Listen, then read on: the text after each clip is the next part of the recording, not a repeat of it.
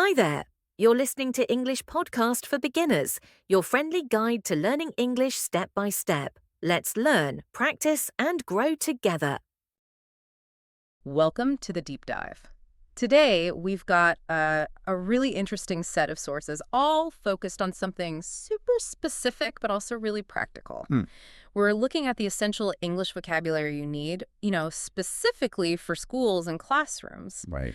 And this isn't just about, dictionary definitions. It's more about understanding the language that makes the whole education system tick. Exactly. Think of it like getting the user manual for school life. Yeah. If you're a student or maybe a parent or even thinking about teaching, knowing these specific words and phrases is, well, it's the key. It helps you communicate clearly, feel more confident. Right. It kind of smooths out the whole process, removes that friction when you're trying to figure things out. Absolutely. It's a structural guide, really. So we're aiming for immediate fluency within that specific context. We'll cover the basics, physical stuff, desks, chairs, what you write with. The nouns. Yeah, the nouns. And then move on to the phrases teachers use, how students ask questions, all the way up to bigger ideas like homework and assignments. It's a full toolkit for navigating the school day in English. Okay, let's dive in. Where do we start? Let's build that foundation. Okay, so the absolute basics. You walk into a classroom. What hits you first? What are the key things, the nouns that define that space? Well, the sources point to the core elements. Your desk, your chair. That's sort of your personal zone. Right, your spot. And then the shared focus points. The board, maybe a whiteboard, maybe a blackboard, and the marker or chalk. Okay, simple enough. But, it's important to see these aren't just objects. They're like tools that structure the room. How so? Well, think about the board or maybe your projector. They usually define the front of the room. They tell you where to look, where the information is coming from. Ah, I see. So if the teacher fires up the projector, that's a signal. Exactly. It signals a shift. Perfect. Now we're doing visual learning. Pay attention to this. The technology directs the focus. Makes sense. Okay, so beyond the shared items, what about the student's own gear? Right, your personal toolkit. The sources list the essentials for, actually doing the work. Notebooks, pencils, maybe pens, erasers. And highlighters. Can't forget those. You need to know that word if the teacher says highlight the main points. Good one, yeah. And then there are the teacher's main tools, often tech these days, like the laptop. For presentations, admin, all that. And the classic textbook, still central in many classes. Knowing these helps you follow instructions like, okay, clear your laptops or get your textbooks out.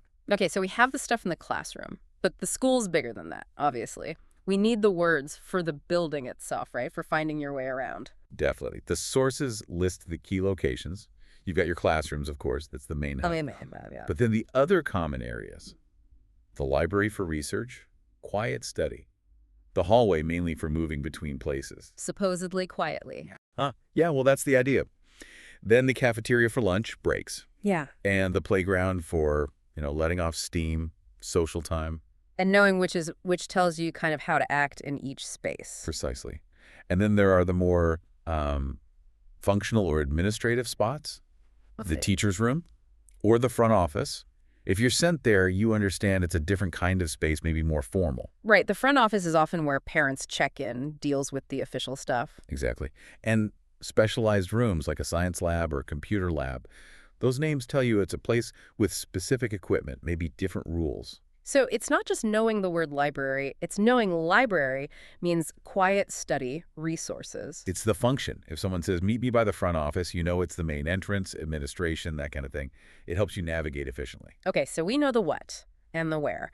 Now let's get into the how. The actions, the communication, the verbs and phrases that really drive the learning process. Yeah, this is where we get into the actual script of the classroom.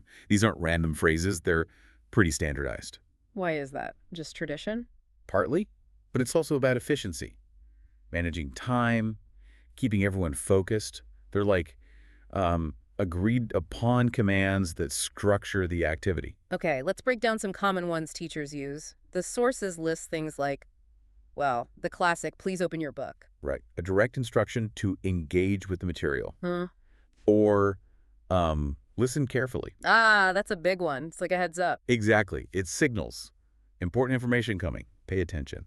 You'll probably need to know this. It's not just being polite. It's a focus cue. What else? Then you have things related to practice. Repeat after me. Yeah. Or instructions for group activities. Work in groups. Okay. And the one for managing questions or answers? The classic. Raise your hand if you know the answer. Or even just raise your hand. Right. Keeps it orderly. Prevents everyone shouting at once. It formalizes participation. Mm-hmm. Essential in a room with, 20 or 30 kids. Okay, so that's the teacher's side. But students need to talk too, right? They need their own script. Absolutely. Learning isn't passive. You need to be able to ask for clarification, make requests, politely, of course. So what if you're lost? What are the key phrases from the sources? Well, for clarification, you need something specific, like, can you explain that again? Okay, direct. Or just the honest admission, I don't understand. That's perfectly acceptable, even expected sometimes. It's how you signal you need help. It's like a safety valve for the student. Exactly. And then there are requests. Even basic needs get formalized in school. Like going to the bathroom. Yep. You don't just get up and go. The standard phrase is very polite. May I go to the bathroom? May I? Right. Or maybe, can I? Can I borrow a pen? Yeah. Same structure. It shows respect for the classroom environment, the rules. It's not just, hey, need a pen. Yeah, I see the difference. And what about just keeping track of where everyone is? Ah, the essential logistical question. What page are we on? Yes. Yes. Crucial. So simple, but so important for staying synchronized with the lesson, with the textbook, with everyone else. It keeps the whole class moving together. All right, we've done the room, the tools, the basic interactions. Let's zoom out a bit to the subjects and the bigger academic ideas. Sure. The sources list the typical school subjects: math, science, history, geography, English, art, music, physical education. The standard curriculum areas. Okay. The what you learn. But beyond the subjects themselves, there are words that structure the whole academic experience, right? Like workload, evaluation. Exactly. And two really fundamental ones the sources highlight are homework and assignment. We need to be clear on those. Okay. They sound similar. What's the difference functionally? Well, homework is pretty specific. It's schoolwork you do at home. The word itself tells you the location. Right. Outside class time. Yes. An assignment, though, is broader. It's basically any task the teacher gives you. Ah, okay. So an assignment could be an essay you write in class, a presentation you prepare, a group project, or it could be homework. I see. So assignment is the task itself, and homework specifies where and when you do certain tasks. You got it. That distinction really helps organize things. Okay, clear. Right. Now, what about other big structural concepts, things that define how the course runs or how you're graded? Right. Two key documents mentioned are the syllabus and the grading rubric. You really need to understand these. Syllabus, that's like the course plan. Exactly. It's the roadmap. It tells you what you'll be learning, what books you need, when the exams are, the teacher's expectations, the whole layout for the term or year. So if a student asks, when's the test, the teacher might just say, check the syllabus. Precisely. It's the central reference point. okay. And the grading rubric, what's that about? That explains how your work will be evaluated. It breaks down the criteria. Ah, so it's not a mystery how you get your grade. Ideally, no. A good rubric makes it transparent. It might say, 5 points for clarity, 10 points for using evidence, 5 points for grammar. Whatever the teacher decides is important for that assignment. That sounds incredibly useful for students. Takes the guesswork out. It really does. And finally, the big milestones. Yeah. The midterm and the final exam. Big tests. Yeah. The timing is key here. A midterm is usually, midterm, halfway through. It covers the first half of the course material. Okay. And the final exam comes at the very end, covering usually everything from the whole course. Knowing these terms helps you plan your studying. Right, you know when the major assessments are coming. Exactly. So this vocabulary, syllabus, rubric, midterm, final word, it moves beyond just the daily stuff. It helps you understand the whole structure and cycle of learning. Okay, this is great. We've got the pieces, the objects, the places, the actions, the big concepts. Now, how do we put it all together?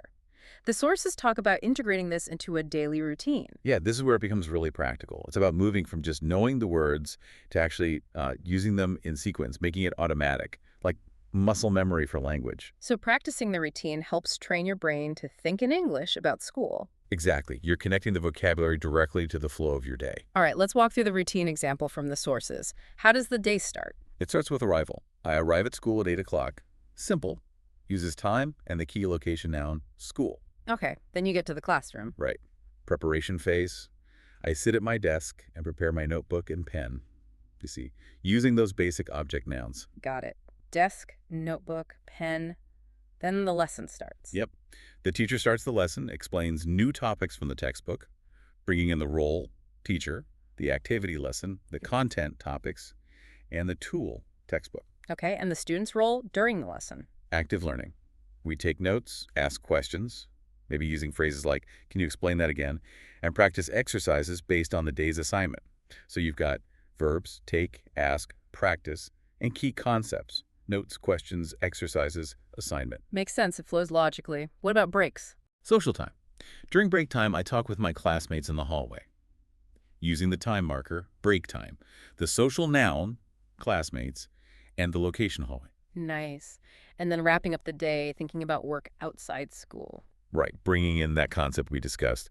After school, I go home and finish my homework, Homework, right. so I can achieve a good score according to the grading rubric, connecting the task homework to the evaluation tool, grading rubric. Wow, okay. So going through sentences like that regularly really embeds the language in the context of the actual day. Precisely. It's not abstract memorization. It's linking language to action, to sequence. It builds fluency for that specific environment. Which makes everything less confusing, more efficient. That's the goal. Maximum learning, minimum confusion. #outro. So yeah, to kind of pull it all together from this deep dive, learning the specific school vocabulary isn't just about flashcards. It's about getting the fundamental language you need to operate smoothly within that whole school system. The more you actually use these terms, talking about the syllabus, asking for a marker, understanding what a rubric is, the more comfortable and frankly capable you become in that environment. And it's important to remember what the sources stress. School is for learning. Yeah. Making mistakes is part of it. Absolutely. It's expected. The key is just trying, right? Yeah. Every time you use a phrase like, what page are we on? Or you remember to say, may I go to the bathroom? Yeah. Instead of just wandering off. Yeah. You're reinforcing those pathways. You're getting closer to really being fluent in that specific academic world. Exactly. And, we've spent this time looking at how specific words and phrases like raise your hand or assignment or front office really structure communication and behavior in school. It's a very formalized system. So here's something to think about. We've broken down the academic script. Where else in your life, outside of school, is there a place with its own specialized language, its own routines and phrases? Oh, interesting. Like a workplace. Yeah. Or a hobby. Could be anything. A technical field, maybe certain kinds of meetings, even online communities, places where mastering their specific vocabulary and ways of talking would make a huge difference in how well you function there. So could you apply the same focused approach, identifying the key terms, the routines, the interaction scripts to get fluent in that context too? That's the question. Where else can this kind of structured contextual learning unlock a new level of effectiveness for you? Something to consider.